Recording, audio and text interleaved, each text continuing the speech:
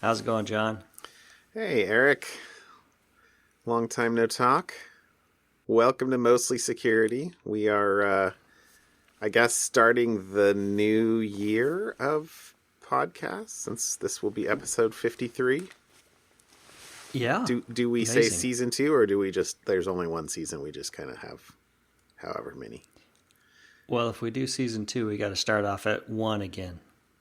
Oh, no, that doesn't work out. I like just increasing numbers. It's All just right. easier for All my right. brain.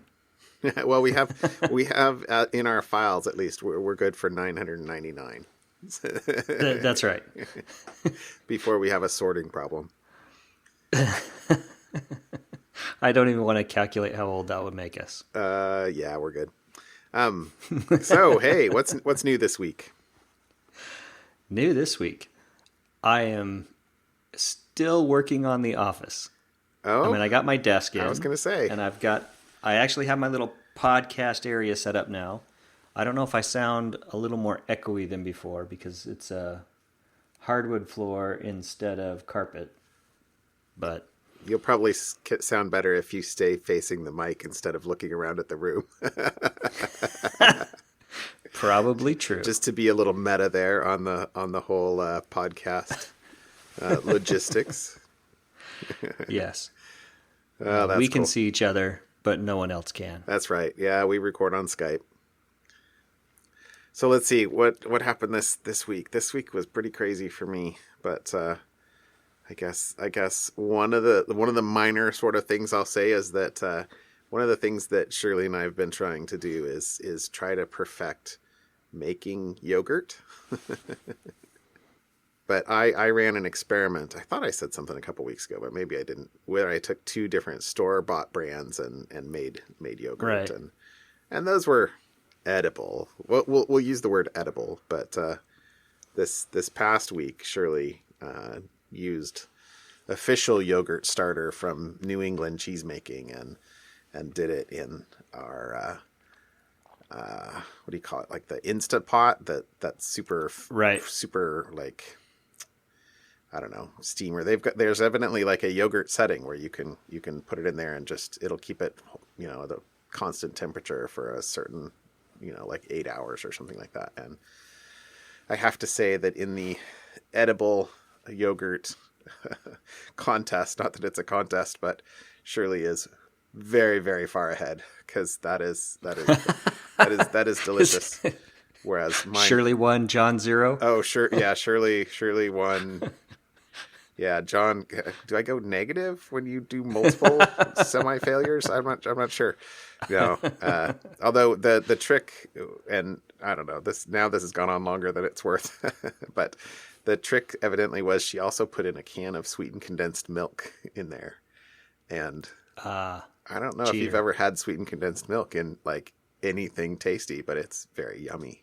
Cheesecake. Cheesecake or 7-layer bars, or yeah. Mm-hmm. Anyway, so Well, that's you could fun. always, you could always now talk about your bees.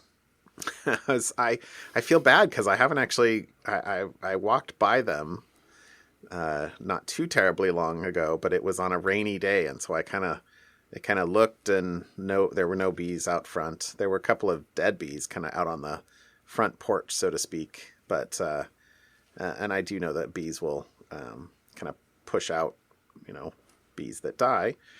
But I couldn't hear. I kind of I probably looked funny, in my hat. I had a hood up, but I was trying to stick my ear down next to the hive to see if I could hear them, and I have to say that I thought Shirley actually bought a stethoscope for her Halloween costume this year, and I was like, I got to come back out here with a stethoscope so I can kind of Listen for see if I bees. can hear where they are. Anyway, that but hopefully they're alive. Mm-hmm. This is the time of year where it's just okay. Well, hopefully I've done everything I can for you, bees. All right, let's talk security. What do we got? You put some follow-up notes in. Yeah, so I had a couple notes for follow up. One of them being around cryptocurrency. So cryptocurrency has miners, mining rigs. People use mining rigs, and it's heavy on GPUs. Who creates GPUs and chips for mining equipment? NVIDIA, for example. NVIDIA has lost half its stock value in the last couple months, I guess. Oh, wow. If you think about it, it kind of ties to the cryptocurrency crash and people stopping mining. So maybe a side effect of the Interesting. slowdown in mining. It makes sense when you say it, but I wasn't, I don't track NVIDIA stock price, so yeah. Nope. Well, and there's a couple other reasons why as well is a lot of the big companies that were big customers are designing their own chips. Apple's been doing their own chips forever for graphics. Google's doing it for what was the name of that? The ML one, is it TensorFlow? They talked about some new fancy hardware. Sorry, I forgot the name of the Google chip, but yeah, Google's got a chip going. Amazon is getting into the game of designing their own. Apparently, Facebook is designing its own chips. There's a company that's I don't think will be around. I'm looking forward to Facebook going the way of MySpace. Sorry. Yeah. So, anyways, there's lots of reasons beyond cryptocurrencies, but you can bet that cryptocurrency slowdown is a chunk of it. Some chunk of it. Yeah, I don't. Yeah, they are kind of somewhat of a niche. It'll be interesting to see if external GPUs are a thing. I mean, that's kind of moving way up market though, in sort of the Clayton Christensen, being disrupted at the low end with as the built-in graphics processor, I guess you'd say, inside the what does Intel call it? Iris graphics. They haven't been great, but certainly not at the level of NVIDIA, but they're good enough for the basics. One of the reasons why Apple laptops, at least the low end ones, they only have the the built-in Intel GPUs, and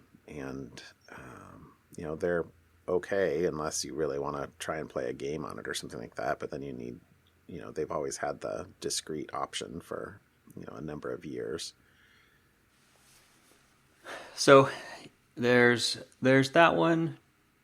The second one regarding the Starwood / Marriott data breach, Yep. the 500 million users.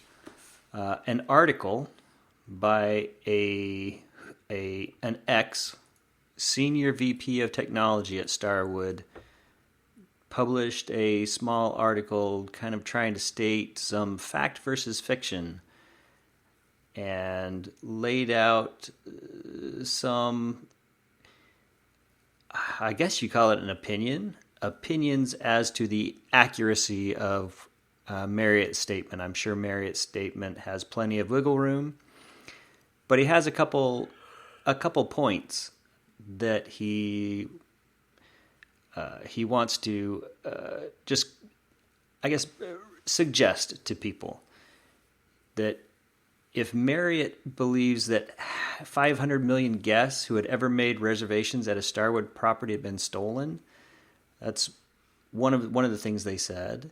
And then Marriott discovered it on September 8th, 2018, and that they had been started back from the Starwood network in 2014, and it included encrypted payment card information and the expiration dates.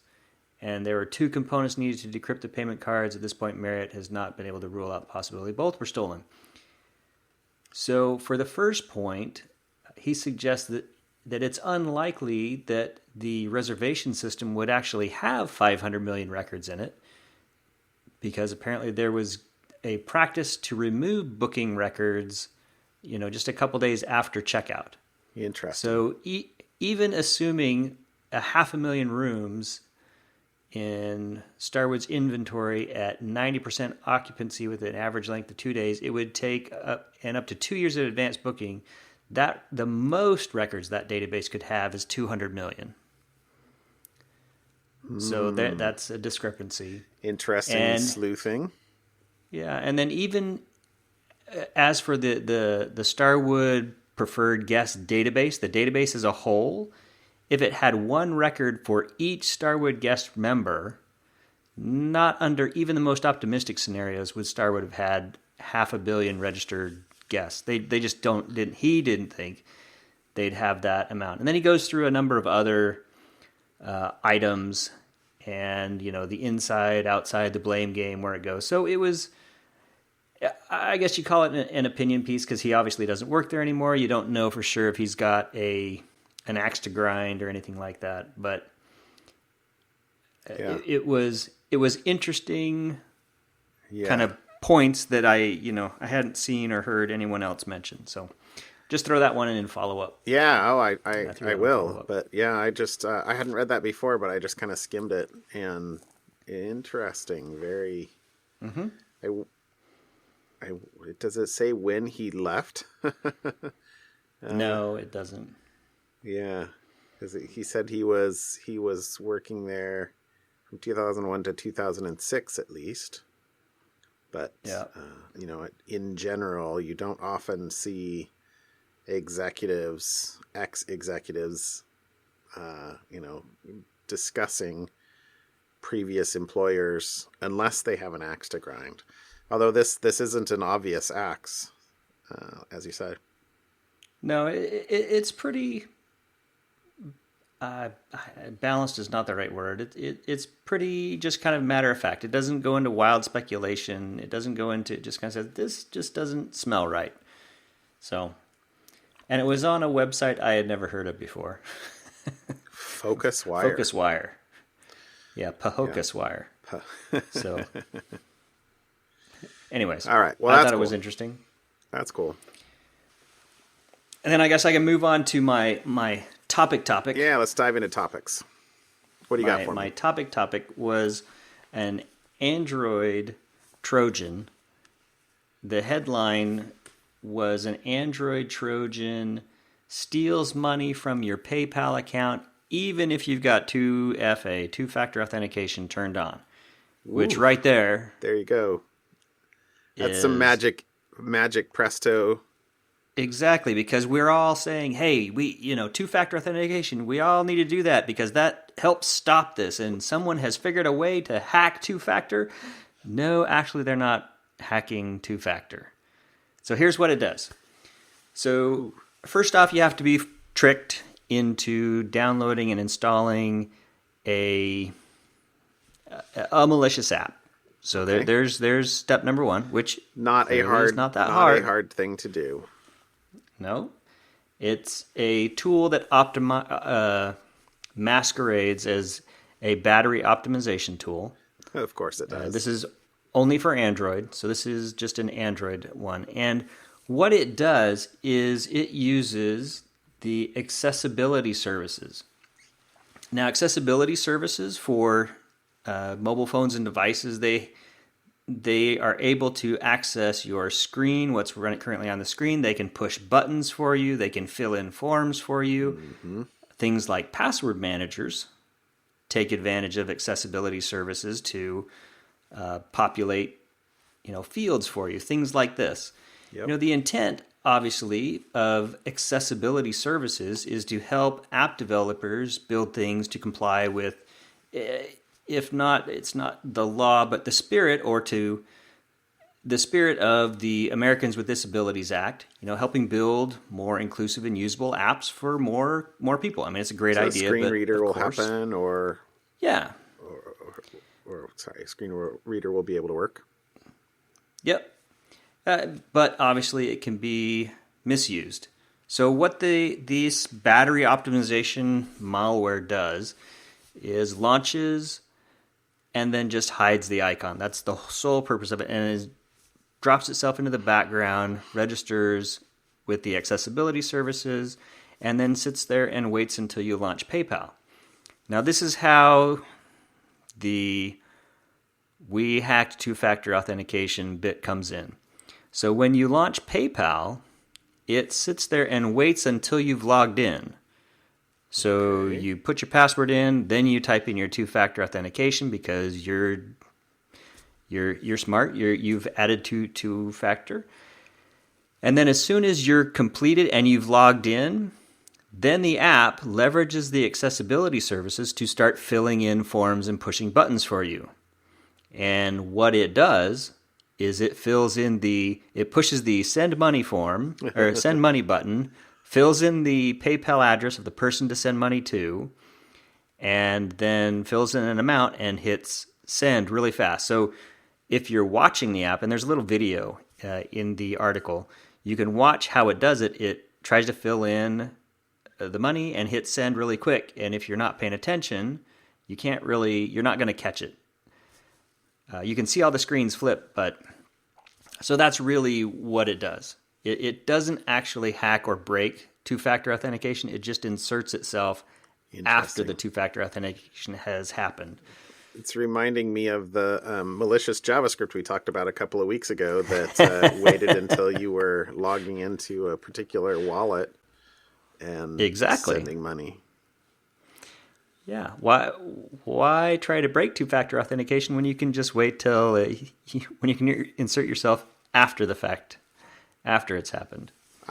I'm surprised this is the first I've seen of this. To be honest. Well, large numbers of apps take advantage of accessibility services.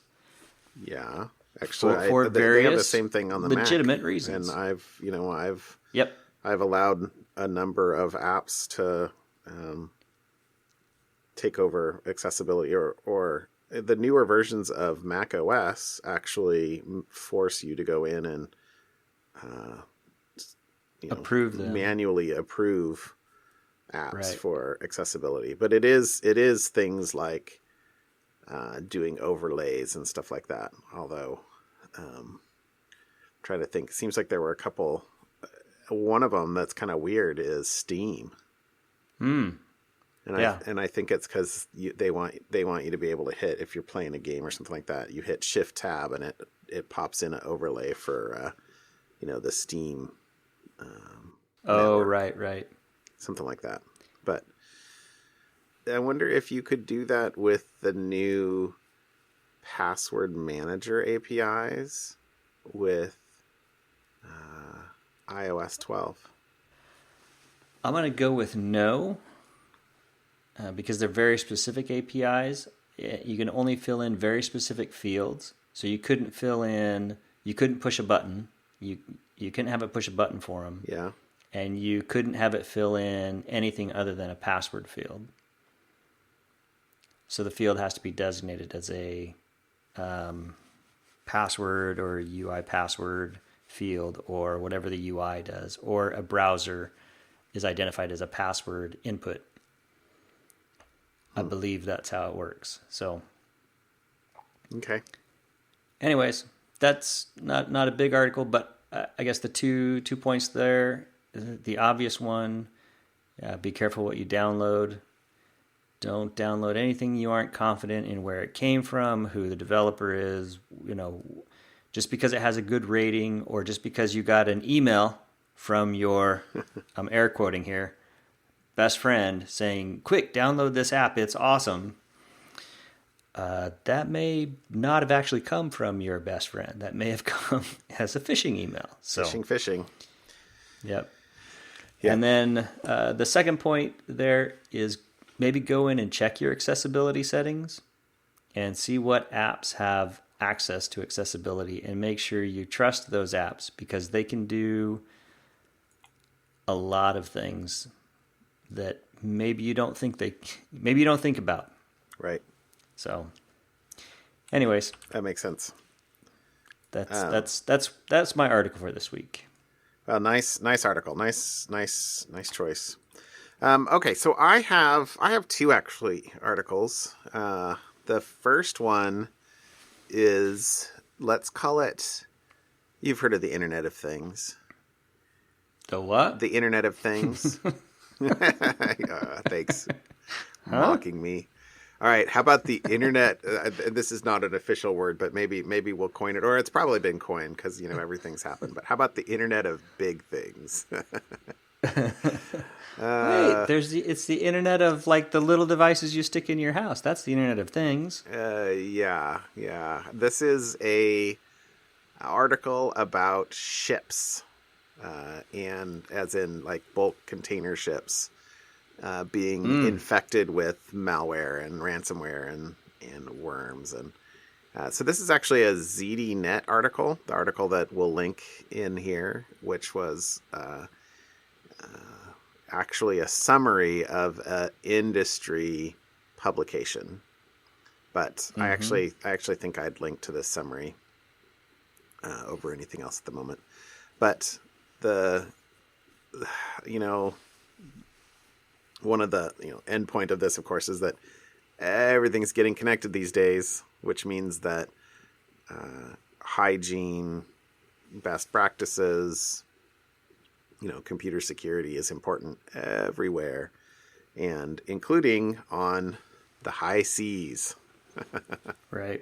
So I pulled out a couple of quotes here, but there were actually, I think, like 5 or so different instances that this thing pulled out. But one of these was the thing that I thought about. This first one was so this is a brand new ship.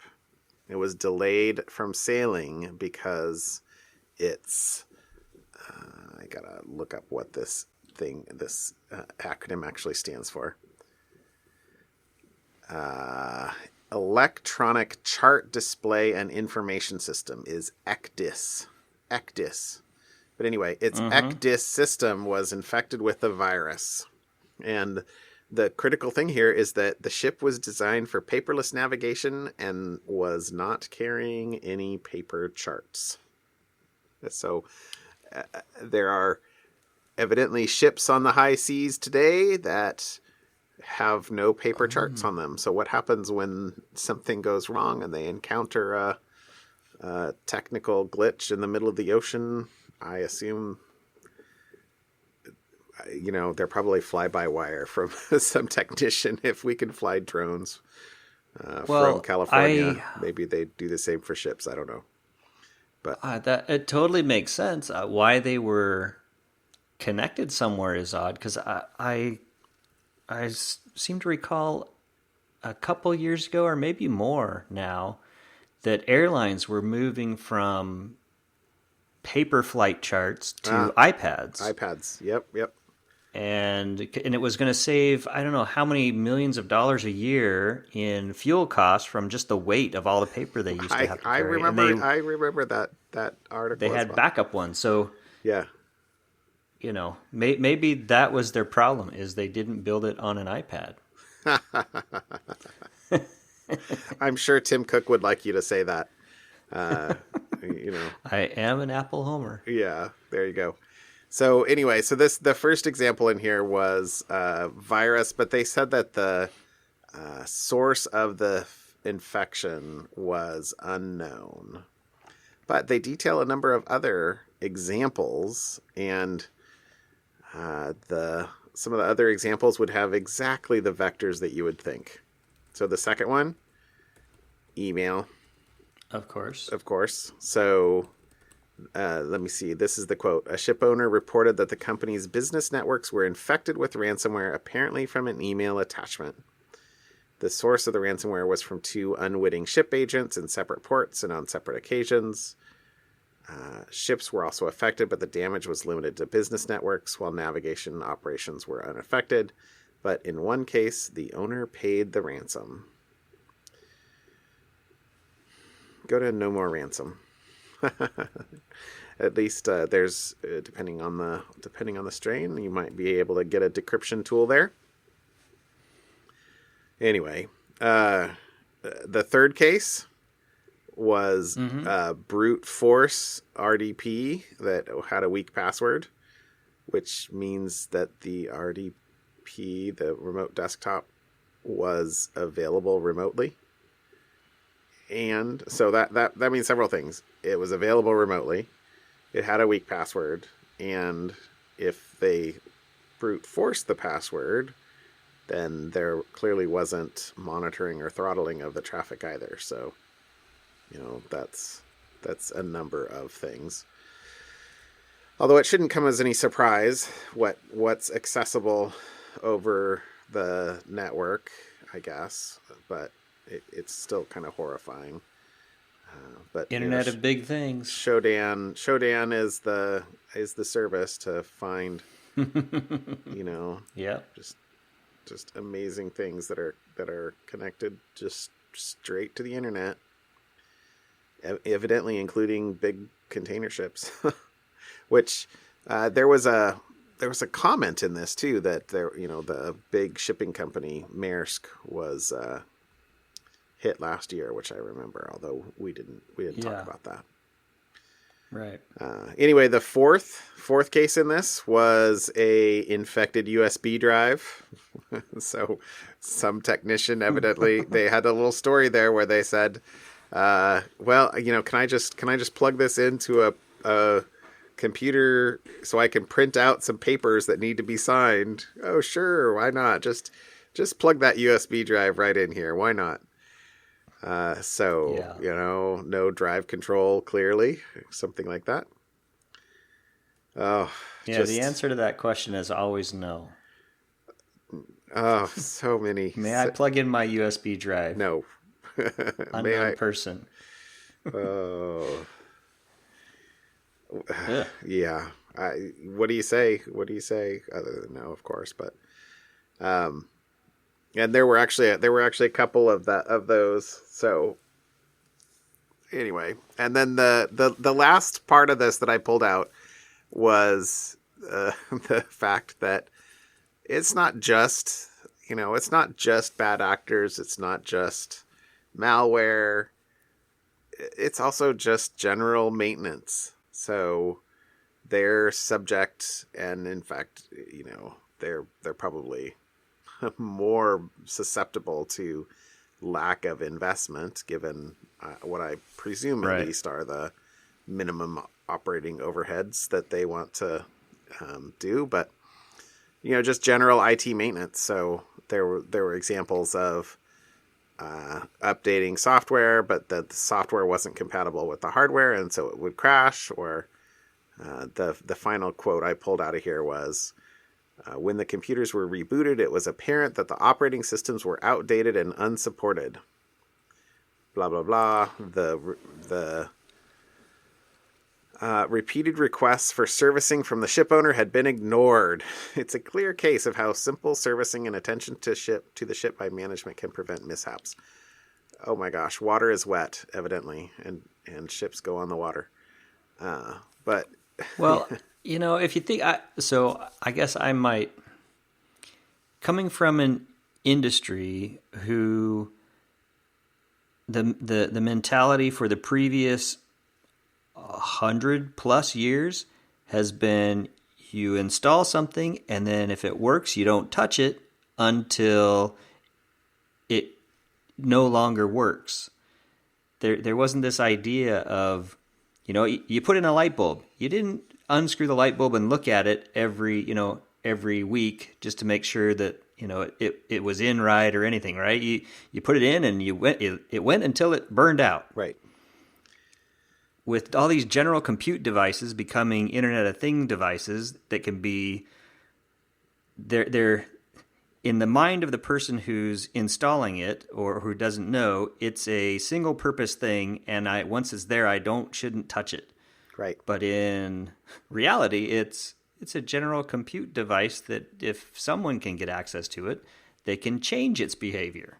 And that's, I think, I don't know if that's a culture change or just a training or what is. Well, it also has to do with the lifespan of the devices or the services that these kind of purpose-built computers are installed and in service of, because the same thing happens with things like ATMs or a lot of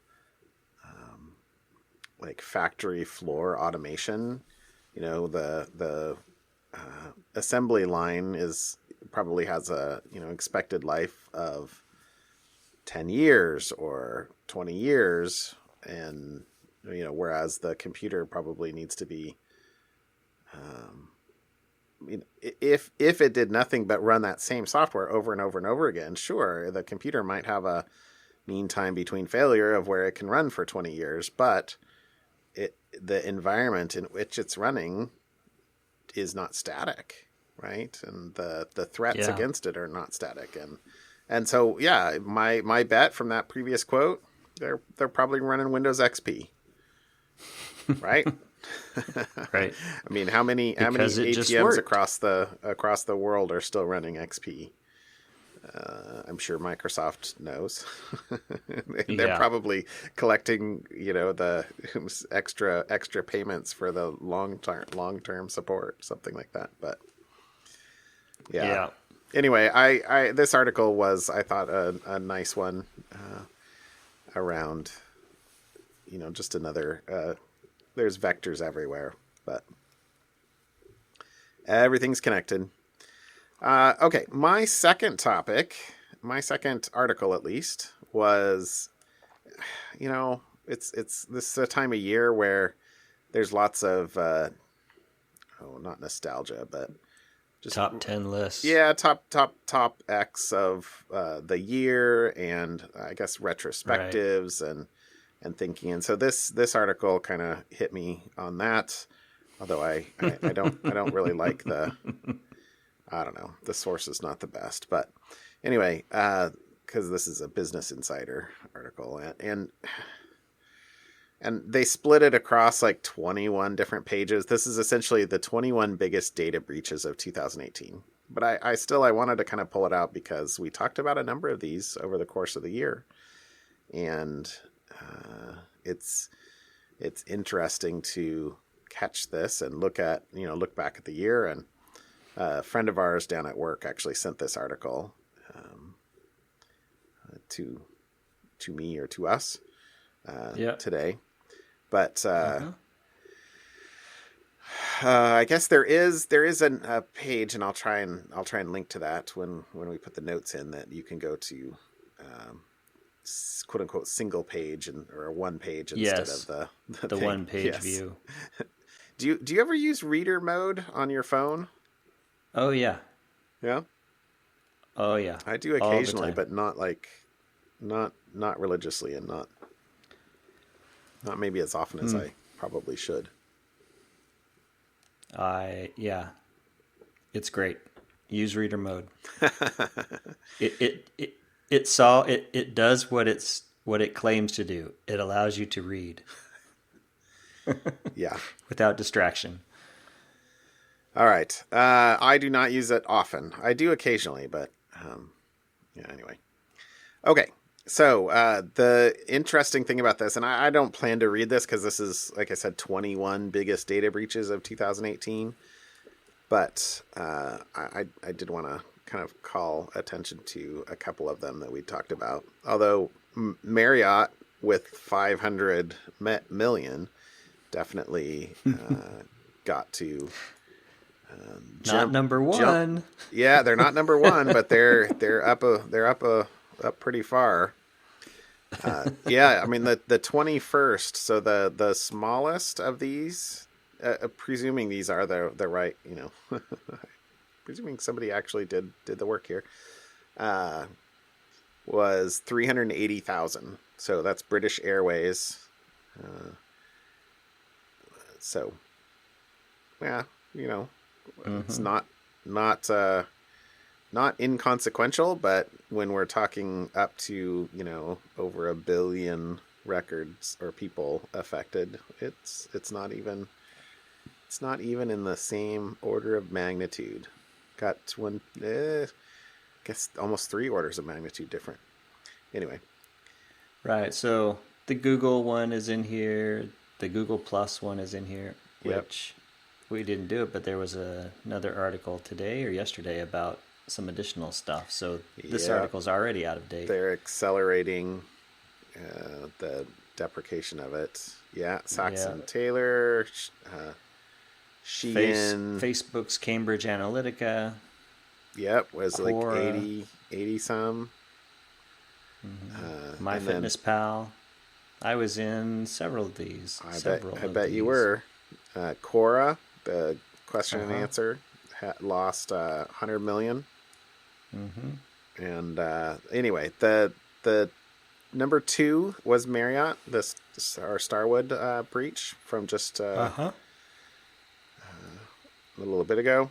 And then the biggest one was, this was also the reason why I thought it was worth actually bringing up again today too, because we talked about this quite a bit, was the Aadhaar breach in India against the government ID database. We talked about that on a previous episode. Maybe I'll try and dig up the link to that episode.